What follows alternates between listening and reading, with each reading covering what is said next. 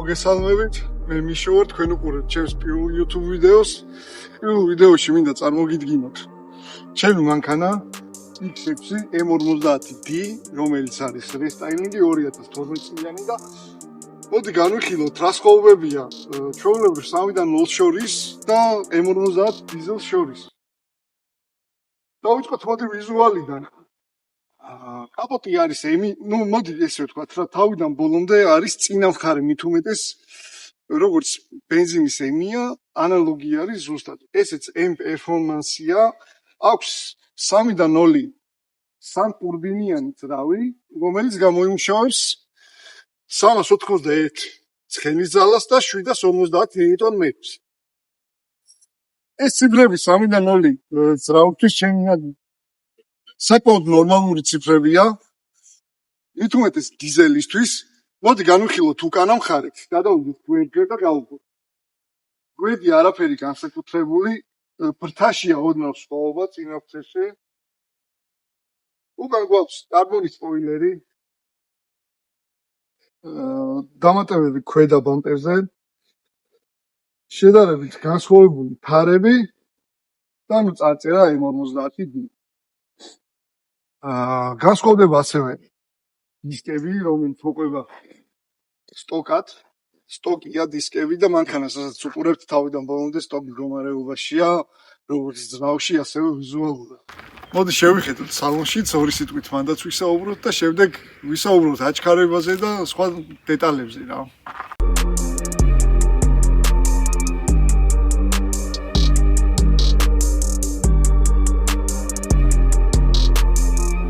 მინდა აღვნიშნო, რომ ეს არის ჩემი პირველი ტესტ დრაივი. ასე რომ ძალიანაც გადამივლით. უბრალოდ მინდოდა რომ ჩემი მანქანა მენახებინა, რაც მაქვს ინფორმაცია ეს დაგუგლული არ მოვედი და წიგნები არ ვიკითხე, სიმართლე რო გითხრათ, უბრალოდ მინდოდა რომ გამეცნო ჩემი თავი, ჩემი მანქანა, ეხა ორი სიტყვით ჩემ თავზეც მოგიყვებით. ესე ავტომობილებთან დიდი შეხება მაქვს, იმიტომ რომ ეს ჩემი უკვე მე-17 ან მე-16 მანქანა. ჩემ გამოცდილებასაც მოგიყვებით ვიდეოებში, ერთ ვიდეოში ამდენ რაღაცას ვერჩავდა. ჩემ გამოცდილებასაც მოგიყვებით რა შეცდომები მაქვს დაშვებული ავტომობილის ყიდვის დროს, გაყიდვის დროს, ეს მანქანა როგორ ვიყიდე. ამის წინ რა მანქანები მყავდა, მაგასაც გეტყვით, ეს მანქანა რატო ვიყიდე, მაგასაც გეტყვით. ეს მანქანა იმიტომ ვიყიდე, რომ ჩემი ოჯახური მდგომარეობიდან გამომდინარე, მყავს ცოლ-შვილი, 2 ბიჭი მყავს, ერთი მანქანაა ოჯახში და გვჭირდება შედარებით ტევადი მანქანა. ამიტომ გადავწყვიტე, რომ SUV-ზე გამეკეთებინა არჩევანი. და ჩემი მანქანას როცა ვარჩევ ჩემთვის, ყოველთვის ვცდილობ რომ რაღაცით განსხვავებული იყოს რა. ვიზუალური იქნება ეს, ვიზუალური მხარე, ძრავი იქნება თუ რა იქნება, ყოველთვის ვცდილობ და მაგას ვეწვალები რომ რაღაცით გამორჩეული მანქანა მყავდეს. ამ შემთხვევაში მაგიტომ გავაკეთე არჩევანი M50 დიზელზე. მით უმეტეს ამ ფასში, რა ფასიც ამ მანქანაში გადავიხადე. რთულია ისეთი მანქანა, რომ განსხვავებული ყავდეს, მით უმეტეს თბილისში ხა მოგეხსენებათ ყველანაირი მანქანა დადეს თითქმის. მოკლედ ხო და მაგას ვამბობ, რომ აი ეს განსხვავება რაც არის, ხა M50 დიზელი არ დადის ბევრი თბილისში და საქართველოში. კი ყავთ, ამაზე ახალი მოდელებიც არის, ამის შემდეგი თაობები M50 დიზელები, მაგრამ ამ თაობაში სიმართლე გითხრათ, 2 მანქანა ვიცი მარტო M50 დიზელი. ეს მანქანა ჩამოვიდა კორეიდან, კორეულია ეს მანქანა. გარბენი აქვს. ეხლა გარბენი აქვს 219,000 კილომეტრი. ძრავი არის გაუხსნელი. და მოდი განვიხილოთ ეხლა ამ მანქანის წვა. შევეხოთ წვას. აი ჩართული გვაქვს აქ.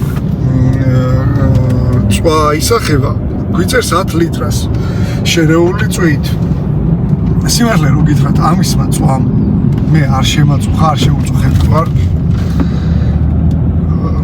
ნორმალური სიარული ხა ნელა არ მიცდია სიარული და ძირითადად ვერ დავდივარ ესე ნელა რასაც ქვია რა, მაგრამ ნორმალური სიარული, შერეული სიარულით ეს მანქანა მიწევს დაახლოებით 11-12 litrს.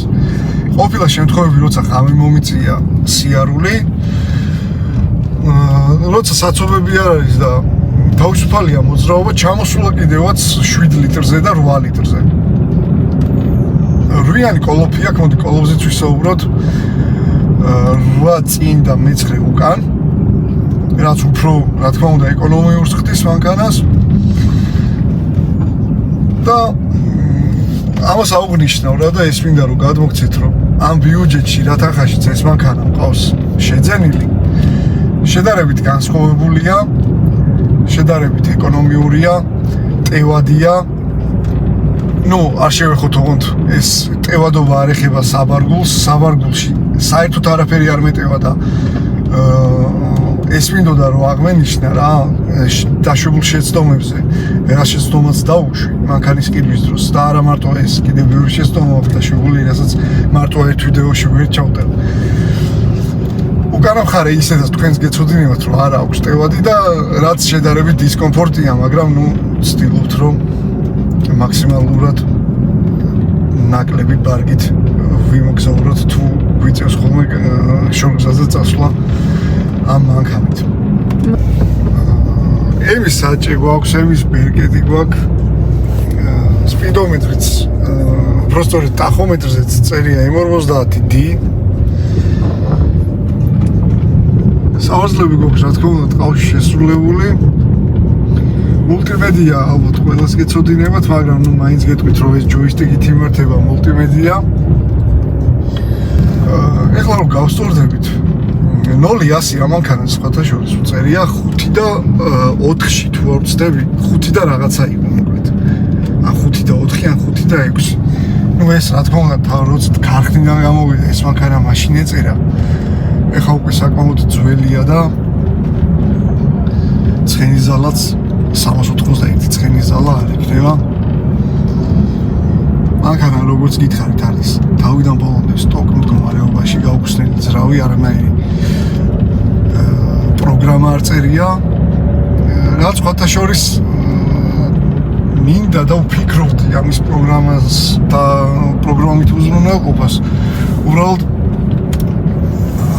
ამ გარბენზე ვფიქრობ რომ ჯობია რომ თავი შევიკავო 220,000 კილომეტრი არ არის პატარა გარბენი ძრავი არის გაუხსნელი, არა დასერვისებული, რისგანაც თავს ვიკავებ სხვათა შორის.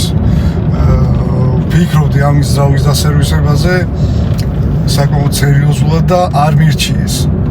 შესაბამისი ხელოსანიც არ ვიცი პირადად მე რა თუ ვინმე ეს თქვენ თვითონ იცნობთ ვინც ხელს მოკიდებს ამ ძრავს დიდი სიამოვნებით გავესაუბრები და კითხავდი და გავიგებდი რჩევებს. ხო და ამის ესის გამო მოკლედ გადავიფიქრე პროგრამით უზრუნველყოფა და დავჯერდი ამ სიმძლავრეს რაც გვაქვს ამ მომენტში. ეხლა გავსწორდებით და ცოტათი დავაჭიროთ.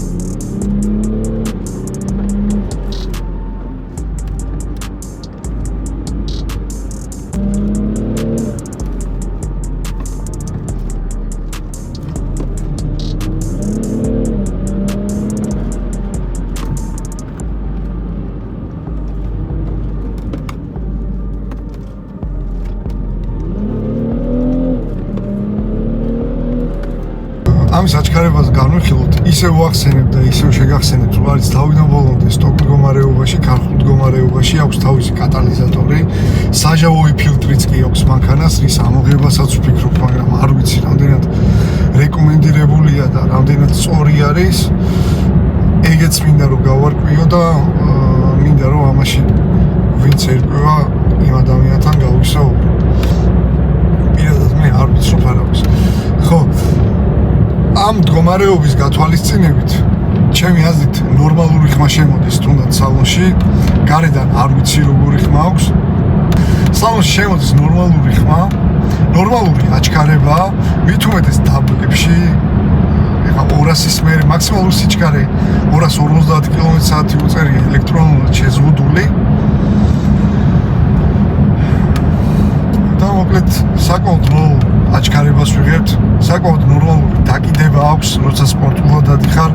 ქალაქში არ არის შემაწუხებელი 20-იან დისკებზე დგას ეხლა ის მანქანა და არ არის არც ძალიან გრუბი და არც იმას ვიტყვი რომ ძალიან სპიდი. როგორც ასეთი ავტოსპორტში არასდროს არ მიმიღია მონაწილეობა. მაგ მხრივ ვარ გამოცდელი, მაგრამ მაგასაც ვიტყვი რომ დიდი სურვილი მაქვს მივიღო მონაწილეობა. უფრო მაინტერესებს დრიფტი.